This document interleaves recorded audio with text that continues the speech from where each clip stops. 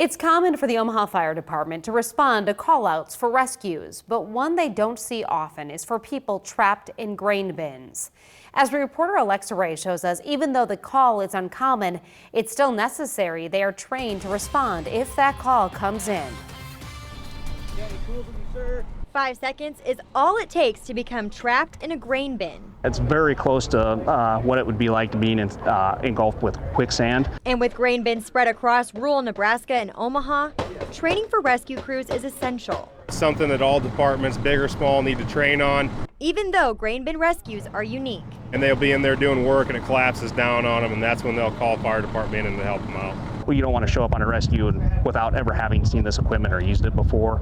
16 members of the Omaha Fire Department strapped on their harnesses Friday as they attempted to rescue a mannequin trapped inside a grain bin.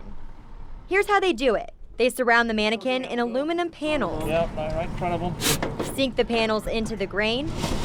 Secure the mannequin to a rope. Get some tension on that red rope. Remove the grain around them, then bring them down to safety. Down on red.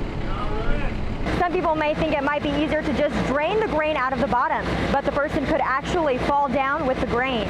You can actually cut holes in the bottom of the grain bin, but you need to have them tied off at first. You need to have them so they don't sink down with the grain. Depending on the size of the grain bin and how deep down the trapped person is, rescue crews can usually bring the person to safety between a half hour to an hour.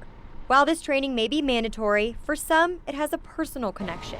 I'm invested in the rural community and I want to see good things happen because that's kind of where my background comes from. So this is kind of a passion of mine on helping those that I kind of grew up with. In Omaha, Alexa Ray, 3 News Now.